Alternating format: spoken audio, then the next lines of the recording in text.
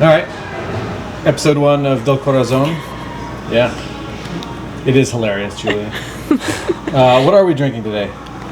Well, we're drinking Armenian sparkling wine right now. It's traditional method made by native varieties over there. And then also I got a Barbera de Alba over here.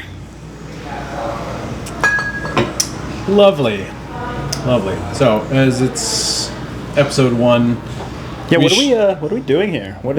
Exactly. What are we doing here? Well, we are the... I'm Luke. I'm the chef owner of Corazon. Hi, I'm Julia. I am the front of house lead over here, / wine buyer / sommelier.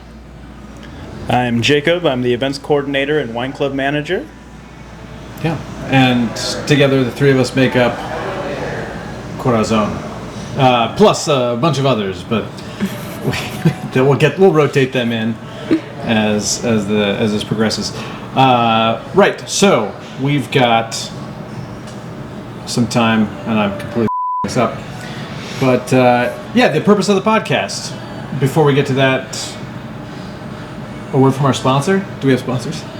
No, not yet. No sponsors. Our sponsor is Gala Agency. They can manage your media just like they're managing ours. Unless this turns out horribly, then we have no idea who they are. No. No information whatsoever. Cheat sheet. You're failing me.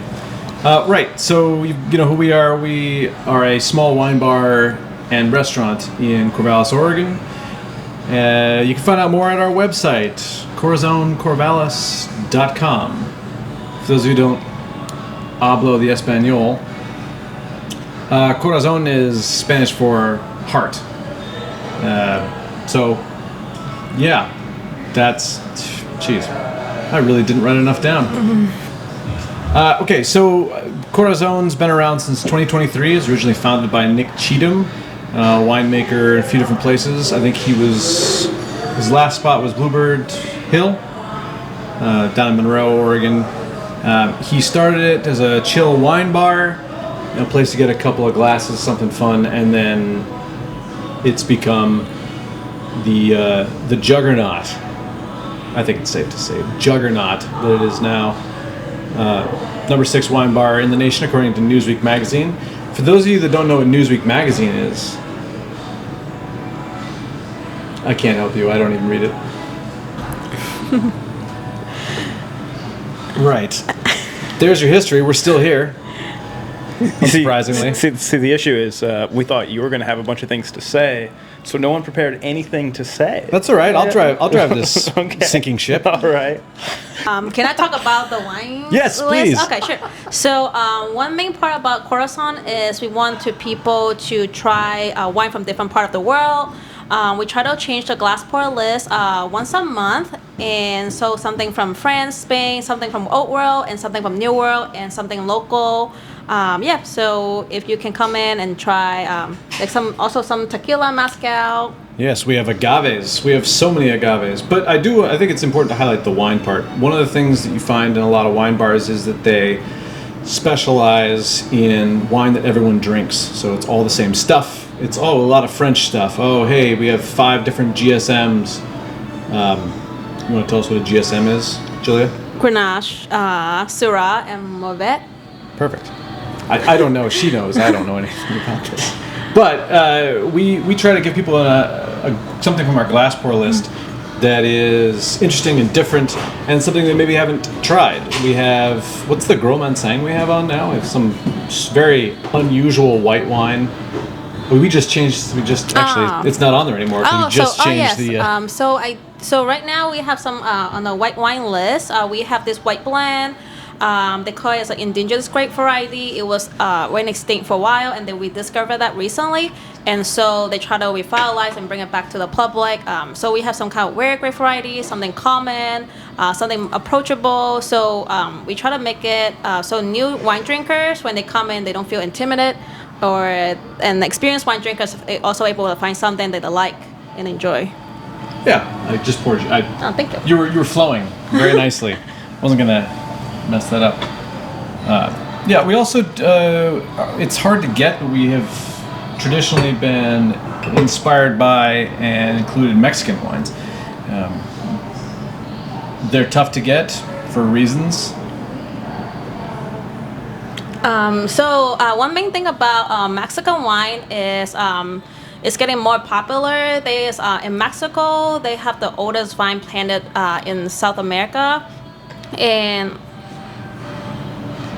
anyway, so What are you looking at me for? I didn't say I'm anything. trying to think. It's like it's technically goes North No, America. it's the oldest grapes, oldest vines in the Western Hemisphere. Correct, and it was planted by the Spanish back in 18th centuries. So they realized Baja California is one of the most popular places because they have really good Mediterranean climate. So it's a great place to grow grapes, and it's more approachable, easy to drink. And It's delicious. yes. I mean, it's genuinely. There's some really. We have one of my favorite wines from the area was a Santo Tomas Merlot, which I'm not a Merlot guy. I don't really enjoy it. I am of the age where Merlot was kind of flabby and boring and something that was like the quaffing beverage for housewives. What's a more politically correct way to say that? I don't even know what you just said. Something that people drank who had no real palate, and they drank it, more or less. Soccer mom wine. That's what I There call you go, it. Yeah. soccer mom. Everybody loves a soccer mom, I guess. Do you want to talk about Winemaker Wednesday? Well, we can advertise stuff. That's okay, right. yeah. This is a perfect example. Wonderful. Yeah, so perfect time. every Wednesday we invite a different local winemaker to come into Corazon and pour from 6 to 8. We do it almost every Wednesday unless we have a special event going on. And it's super fun and only costs $5, maybe $10 in the future if we raise the price. But right now it's $5. Another thing, good things about the Winemaker Wednesday is we try to invite a winemaker that doesn't have a tasting room and give them a place to showcase the wine to the locals people. Yeah, great place. And usually they're smaller vendors. They're not people who can't, like you said, don't have a tasting room. Sometimes they're working out of larger facilities, but they have a tough time branding. We have an entire space for them to come into, which is really fun because I don't know really nearly as much when it comes to the wine. I don't know anything in comparison, so I get to learn every single time we get a new person in, which is fun, which is part of the the perk of the job. Another cool things about Corazon is we try to attract more younger generation to come in. We don't want to be making wines like a really pretentious thing. If they have questions, if they don't know about wine, this is a good place for them to come in, ask about stuff, about question, or just try anything they want. And if they have questions, we're always here to answer them. Yeah. Well said. Thank you. I was going to try and add something, but I got nothing. We also have food because we're not just a wine bar. We're also a restaurant. Do you know anything about the food? A little bit. Oh hey Jake. Hello. How's it going? I just got all the stuff. Not even half bad. There's our sous chef back there. We'll meet him later. What was I going to say? I completely lost my train of... The food. The food. I love food. Yeah. Our menu is... we like to say it's very seasonal. It's very locally focused. We try and really source as many of our ingredients from farmers in the area. The Cisco truck does not stop at our building. We got no Cisco, no U.S. Foods at all. We're never going to get sponsored by anyone, which is fine. We don't want their money. Dirty Cisco money. Actually, I don't know. I'm sure that they're lovely people who are fine. And anyway, not as good as our farmers, though. Especially, we get a lot. We live in the Willamette Valley. We have this phenomenal growing microclimates, not just for wine, but also for vegetables, for various proteins. We are right near the ocean.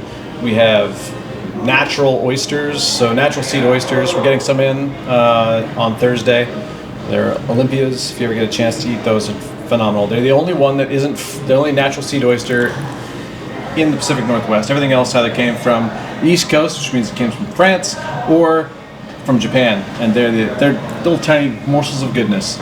Love oysters, but we're going to be switching over to ceviche in like a month, so But while you can. Do you want to talk about your culinary No. background? No. Or do you want to talk about your like inspirations? Sure, about of course. dishes? No, I'm giving you a hard time.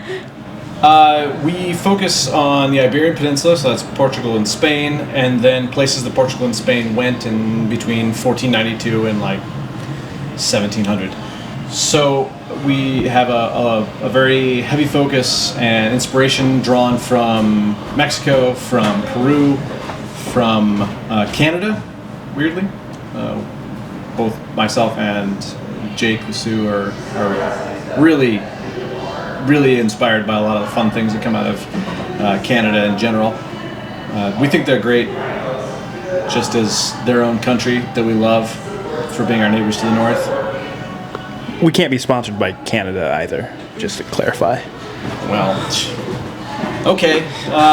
And then, of course, we also take a lot of inspiration from, as you know, we're based on the West Coast, so we get a lot of inspiration from the East. So Southeast Asia, Japan, a bit to China every now and again, Vietnam. We were very fortunate to have amazing guests who come in and drop off their very best shrimp paste and what have you. But yeah, it's eclectic. We tell everybody that's not traditional. One of the misconceptions about Corazon is that it's a Mexican restaurant. We're not a Mexican restaurant. We are something else. Also, Mexico, like the United States, like everything in the Western Hemisphere, is very much a land of immigrants. And those immigrants brought their food cultures and their ideas with them, and that's something to be celebrated and kind of teased out, which we try and do. Also, I don't know, we just kind of do what we want. No beef and no chicken, though. I think we just don't serve this. Because everybody's got beef. Everybody's got chicken. Everybody does have beef. Yeah. Mostly with Chicken. And also, if anyone want any like food and wine pairing recommendations, we always here to help, and they always just go really well with dishes as well. Yeah. This is a good sparkler, by the way. But I think the people demand to know your culinary background. There's not a good story. It's my culinary background is self-taught and learning in kitchens. I didn't go to school. Not that, nothing against people who do go to school. There's a fruit fly on my glass. I missed him. I worked and have lived in most of the continents in the world, doing various jobs. This is my third career. And from those travels, from learning in various kitchens throughout much of the world, thankfully I've been fortunate enough to be able to travel extensively between working. I've been able to garner a fair amount of knowledge, and what I don't know is actually even more vast. and I get to learn from all the staff. We have a very good Sue, mentioned him, Jake. Just a killer amount of knowledge, excellent palate, really refined, and has a ton of French and Italian training, and also really good at fish. I'm not particularly good at cutting fish, so I get to learn about that. Same way I get to learn from you guys about wine. So we have a sommelier and a winemaker, and so you guys are approaching the food in completely different, the wine in general, completely different avenues, and then I get to kind of tag along and figure stuff out, which is fun for me. But yeah, that's as much as that's. There you go, Julia. Are you satisfied? Yes. Okay. And I think the people demand to know what Julia's background is. There you go. Yeah, Julia. The turns of table. Hi. So I was born and raised in Hong Kong, and I came to United States when I was 17. So my background was mostly science. So I was working for OSU for 5 years, doing microbiology stuff and aquaculture in a lab. And then I started drinking wine, going wine tasting, and came across a couple of scholarships that sponsored me to do wine certifications. And so I'm not just working in Corazon, but also I'm a tasting room lead at Cho Wines. So a little bit science and wine background. And W set level 1, 2, 3. Yes. Yeah. Just no Just big deal. those, yeah. No big deal. Yeah. Still learning. Well, that's good. I mean, and then of course now we need to hear from you. Yeah. I never know. Do I look at the camera? Or do I look at you guys? Talk to us. Camera? We're here. The camera doesn't Camera. exist. There's Those no. Those guys. Okay. They're not real. They're internet people. Right. You guys Yeah, are. we're internet. You're not. people. You're not people. Yeah. So my trajectory into wine was not normal. I by no means thought. If you talk to me at 18 years old and you said, "What do you want to be when you grow up?" A winemaker, working in the wine industry would not have been it. I spent 5 years working on helicopters. After I got done doing that, I worked on hydrogen fuel cells and bulk hydrogen liquid storage, both things that have nothing to do with wine. And I found myself absolutely miserable doing those things, and so I quit that career and got a part-time job as a tasting room associate at a wine bar in Portland. A little bit later, I became the assistant manager there. Did not stay there very long. I moved on to a group of folks called the Fullertons. They're a family-owned winery, and started working in their tasting room. And the owner kept talking about he wanted to start up a tasting room attached to their winery. But he kept saying there was an issue, and it was that whoever runs the tasting room, they're going to have to work production too. And I said, I'll do that. And he kind of thought I was joking because I lived in Portland at the time and the tasting room was in Corvallis, or the winery was in Corvallis. And I said, no, really, I will do that. And so I moved down there and worked production with them for about 2 or 3 years while running their tasting room. And then this guy named Luke Carlson said he wanted my help over at a facility he was taking over called Corazon. And I came here. And now I work here at Corazon. Yeah. Thank you. Both. Cheers. Yeah, sure. We can do cheers. There you go.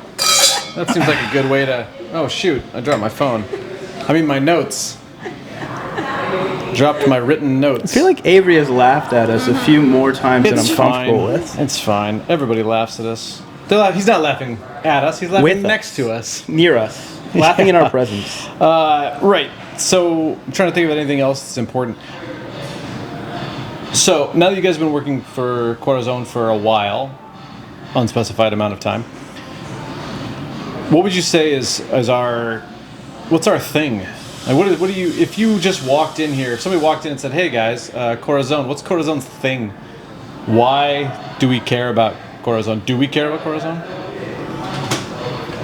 I think our thing is bringing something to Corvallis that Corvallis doesn't necessarily have. And I think that's kind of been the thing since we started. I remember I moved here from Portland. Before that I lived in San Diego, and so I've eaten at a lot of great places and I've lived in a lot of fun cities. And when I moved to Corvallis, I was kind of like, oh no, there's nothing here. But Corazon is kind of that thing that's here. We provide a high level of wine and a high level of food that maybe isn't everywhere else. But we're also providing a place where when people come in and they sit at our table, they know that they're welcome here. They know that they're going to be taken care of and cared for as if they were, part of our crew. Yeah. Sobremesa. Sobremesa? Mesa. Sobremesa. Yeah. Also, I think it's more like an experience, not just good food and good wines, but we do a little bit higher touch compared to other restaurants. Our staff will kind of come and talk to you, try to learn about your name, remember you. So every time you come in, we can just connect and have conversation with you. Yeah. Can we legally say when? No, we can't say that. But you know what? That's fine. That's when you're here, son familia. There you go. Boom. Spanish. They probably have copyrighted that as well, just in a different country. Whatever. We do actually try. We're a small space. I think that's the other thing is we're a pretty small restaurant. We don't have. We're not getting 14 tops. A top. In fact, we don't do 14 tops. No, we don't. We do 6. We only do 6 tops here at Corazon. If you want to have a larger than 6 top, you need to email the events coordinator at events@corazoncorvallis.com, and we can arrange for that to happen. Yeah, and a top is a industry speak for a number of seats at a table. In case you haven't watched, what was that show? The Bear. The Bear? The Bear. It's too bad that we're not just like the Bear. I think we're just like the Bear. Yeah, we're just like the Bear. We're trying to be just like the Bear. If only we were in Chicago, we could be just like the Bear. And better looking. And better looking, yeah. And wearing those cool t-shirts and aprons and stuff. I love it when people have cool t-shirts and aprons and clearly don't work in kitchens at all, ever. Which is fine. That's his job, is to be an actor. Mm-hmm. Our job is to make delicious food and pour really good wine. And podcasts, apparently. And podcasts. We got to do this occasionally.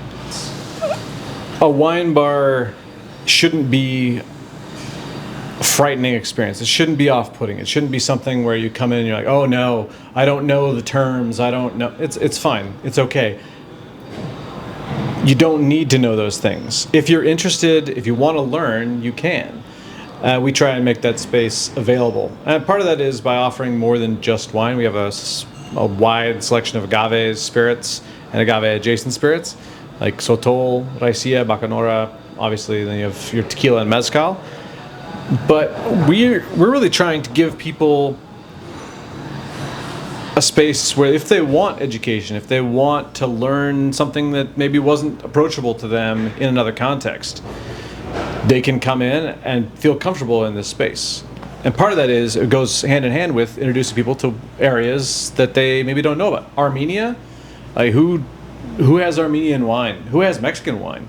Yeah, and I think a key to that is that a lot of places claim we're approachable, or we're here to teach you about wine, but then they will use the same vocabulary that we use in the industry, and then they'll just pretend like they're explaining it to you. Well, and there's a level of explaining it to someone as if they were just a human being that they are, rather than talking down to them and teaching them in a way that is not helpful but rather belittling. Right. And for $26 a glass. Yeah, and no one wants that. People want to learn, but they want to enjoy their night out. They're paying for their night out. Right. And you can do both without coming off as being pretentious. And one of the ways that we try and do this is we have really good wines that we sell for, we want to pour them. They're delicious, but we also don't want somebody to be off-put by the price. Put off by the price? Yeah, that's true English. My first language, definitely. So I think another part of making like younger generation feeling comfortable drinking wine is wine is just a huge part of Oregon economies. So if they come in, they feel like they're comfortable drinking local wine, Oregon wines, or just like different part of the world, then they can go start exploring different wineries in Oregon. They support local business. Yeah, that's what Winemaker Wednesdays do a really good job of. But they're also, you can just come in and talk to a winemaker. You'd be surprised that winemakers don't talk like sommeliers. They don't talk like, a typical wine bar. They're people who work in the land. They work with the fruit. They are out right now in the cold weather pruning and, what do they call it when they take the vines and they do the tying them down? Tying down is is that what it is? Yeah. Oh, okay. One of my very first, and I'll just keep shamelessly pitching Alex, because Alex is a good friend of mine. One of my very first times tasting in the winery with Alex, I was so nervous because I had been in the industry for like 2 years at this point, and I didn't really know anything because I had worked in the same tasting room pouring the same wines, and I was tasting with a winemaker, and I was like, oh my God, I'm going to say something stupid, I'm going to sound like an idiot. And we get up to the very, very first barrel, and Alex pulls a sample, and he gives it the classic swirl, and he looks at it, and he smells it.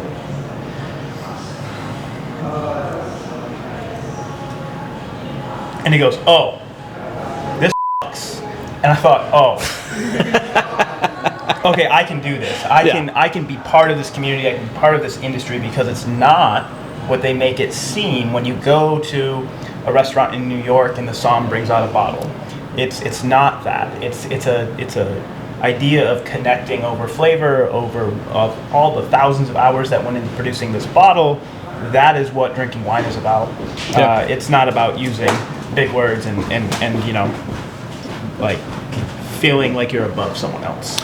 Yeah, and I think we try to do the same thing with food. We want it to be good and have a high level of execution, but we're not, trying to talk about it in a way that only applies to food bloggers and, people who I shouldn't keep trashing the bear. People who want us to be or want that experience, think that's how the world is. And part of that is the way that we connect to our growers, our suppliers, and producers. I came from a farming background, so I never had that question of like, hey, why are the tomatoes trash in February? It's because they're from Chile. They had to fly here. They had to be picked unripe. Yeah, They had to fly here and ripen, and absolutely, then they had to terrible. be served. Yeah. So it's highlighting those wonderful things and those seasons. Most people think there are 4 seasons. There's 9 to 12 seasons, because you can't plant everything all at the same time. That's not how that works. And shining that light through our food, through the seasonality of our food, is one way that we can help people understand how much work goes into that. I mean, being a farmer, we're talking small organic farmers here, not your large, ADM guys. It's incredibly difficult. The profit margins are so thin. Oh. And so that's something I think people connect to anyway, just because our generation, the various generations that are venturing into wine bars and to restaurants now, they want something that's not pretentious but is still interesting, that connects them and maybe teaches them something, makes them feel like they're having an experience they can't get anywhere else, or at least can't get immediately on the exact same street. We're a small town, we're a college town. We don't claim to be, the Mid-Valley's leader in restaurants per capita. But all of these aspects go back to that experience and that connection. You talked about that earlier, right? How do we get people to care about what they're drinking, care about what they're eating? Part of that is connecting to the people who make the wine, who grow the food, who make the food in the kitchen. My cooks work 10 to 12 hour days and get to create very full meals and interesting iterations of classics. We have an empanada, right? And everybody's like, oh, I've had an empanada. Yeah, you've definitely had an empanada, and I bet it was delicious. Our empanadas, we use membrillo, right? Quince paste that's pretty typical in South America and Spain. But it's also got halloumi cheese, which is not typical. That's very much from the Levant. Well, those two things go really well together, so we put them together and then we put them in an empanada. So you have this thing, and I understand what this is, and you bite into it, and you're like, oh, I guess not. And that's kind of what it is for wine, at least for me. This is a Syrah. Oh, I know what a Syrah is, and I taste it, and it's like, oh no, this is nothing like I think about Travis's De La Boue Syrah. Mm-hmm. De La Boue. Amazing Syrah. And he made such a phenomenal wine with something that you don't see. It was light and fresh, and at the same time had those deep undertones of dark fruit and pepper that you would get in a more typical Syrah. But he made it from fruit from Oregon, from the Columbia Valley. He is making his wine here. He is employing people. He is waiting for someone to connect him to a group of people that would never have had that chance, because he doesn't walk around handing out bottles of wine, because that would be insane. Yeah. So you come to a restaurant like Corazon. The thousands of hours that you spend making a bottle of wine is very similar to the thousands of hours that we spend making a dish in the kitchen. And I remember our sous chef Jake, he plated me something and he served it to me as if I was a customer, and I ate it, and it was amazing. And I said, wow, what do you think about that? And he looked at me and said, I haven't had it yet. And I said, well, what do you mean? He's like, well, I've had every element of it. Yeah. But I haven't enjoyed the dish yet. And the idea of these people putting thousands of hours into something that they never get to see come to fruition is I think, another thing that we are trying to change. lots of restaurants claim to be farm to table, but the farmer is never welcomed at their table. Yeah. And we are trying to create a space where, yes, you can come out on Friday night and feel like you are having a fine dining experience, but the person sitting next to you might have muddied hands. Yeah. They might be someone who has worked in the dirt all day to prepare you to bring to our kitchen so we can bring to your table this wonderful product. Right. And what better way to connect people and to realize the importance and value of that work than to see that the best iteration of this product. We do on a few dishes. We have an onsen style duck egg. The duck eggs are from this one woman show out near Monroe, Oregon, and she does so much hard work out there alone By herself. Yeah.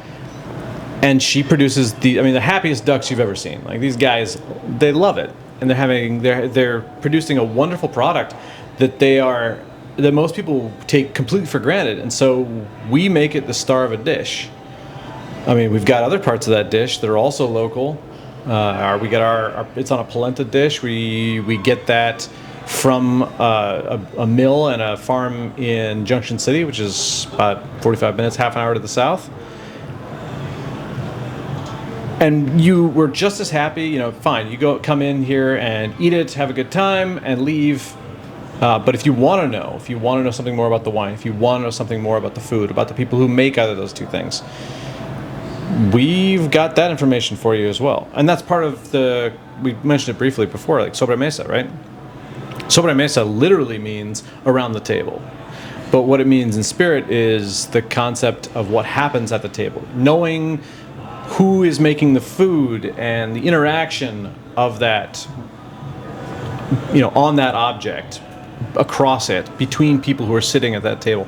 You made the food, you're serving the food, you're talking, you're having an experience in the most organic and natural way, since time immemorial, right? We want to take that out of that moment and bring it here to the restaurant, while still giving you, I hate to use the word elevated, but sure, let's do that. Yeah, elevated, and I it's a nice experience. You have fun. That's the idea behind. So coming up in April, we have what's going to be our first ever, and we're going to think of a more creative name than Chef's Table, but we're going to have our first Chef's Table where, my hope is that it's going to be 1 or 2 seatings a night, and those people are going to be here for an undisclosed amount of time. And I don't want them to think of the time. I don't want them to realize how long they've been here. I want them to leave having a full understanding of the food we have presented them with, where the ingredients came from, as well as the wine that they drink that night. Yeah. Just an absolute connection to each other, but also the food, the wine that they've drank. And I think that it's going to give us an opportunity to have kind of a zoomed out vision of what we do on the daily, just much more deeply connected. Yeah, and I think that's what people want. I'm personally very done with the super corporate, polished, got several PR people telling you exactly what to do. Yeah, we hate PR people. That's right. But they're manicured. There's a manicured nature to it. You can have class, you can have a high level of expertise and service without making the people who are eating there, your guests, make them feel bad about being there. I mean, we've had people who say, like, I love coming into Corazon because I don't feel like I have to dress a certain way. I can just come in. Yep. And at the same time, still getting that same respect, still getting that same service, still getting all this information and having a really great time. I don't have to dress up necessarily, and it's not in sort of a, it's not like, I can wear my pajamas. Do not wear pajamas here. Yeah, we won't kick you out, but we won't let you in either. We won't. Well, we're going to judge you heavily. Yeah, we'll let you into our hearts. Yeah. Corazon means heart. Did I mention that already? Mm-hmm. Okay. Anyhow, I mean, that's a long way of saying that we want to give people an approachable experience that challenges them a little bit. We do challenge people. I mean, there's a lot of Spanish on the menu. There's a little Japanese at the moment. There's Quechua as well. You don't know what that is. That's okay. We will absolutely tell you if you ask. If you don't ask, all right, it's on you, man. Yeah, I think my point in my career in the wine industry, the point where I started learning the most was when someone really, really smart told me, if you think you know something, you don't. And the second you accept the fact that you're like, oh, I don't think I know anything, the second you start learning more, and also it becomes a lot more fun. Yeah. If you look at a menu and you have no idea a single word on that menu, that's okay. The food's probably about to be super bomb, and you're going to learn a bunch of things. We're not trying to test you. We're trying to teach you. Yeah. If you want it. If you want it. If you want it. I mean, that's... Not enjoy the food, enjoy the wine. Yeah. Have a fantastic Thursday. Yes. See you next time. But, I don't know. Julia? Is that your approach as well? Oh, goodness. I feel like we're a little off topic already. What? There's topics? I feel like we were just riffing perfectly. Yeah. Young people. Love young people. They're great. Is that where you wanted to go? You want to go back to the young... How do we get young people to engage with wine? Do you want to talk about like the burn house event? Kind of like something kind of more like we try to attract the young people. No, I don't like the burn house event. Yeah, we do. We one of... Yes, we do Burn House. Burn House is a collaboration with Rough and Ready. It's a hot sauce company. And they approached us because I have a particular problem when making food, and I always test you. Thank you so much for letting me do that. If Julia says it's too spicy, I'm like, oh, okay, because we dial it down a little bit, because I tend to like my food with a ton of piquancy. One thing about spicy food is it's really hard to pair with wine, because when you eat something spicy and drink some kind of red wine, it usually make it a little bit more emphasized on the alcohol and kind of even, so that's why we try to test it out and see what is good with wine and what is good with food. And Burn House allows us to, have a more fun atmosphere, a little bit more dynamic experience, seating and table service style, but at the same time lets me put a lot of hot sauce on things, which I enjoy because I like hot sauce and I'm in no way a sadist. How's the wine, Jacob? Tasty. So, Del Corazon is a podcast kind of expressing the stuff that we can't talk about because of a space constraint or because of a format constraint in other mediums like Instagram or Instagram.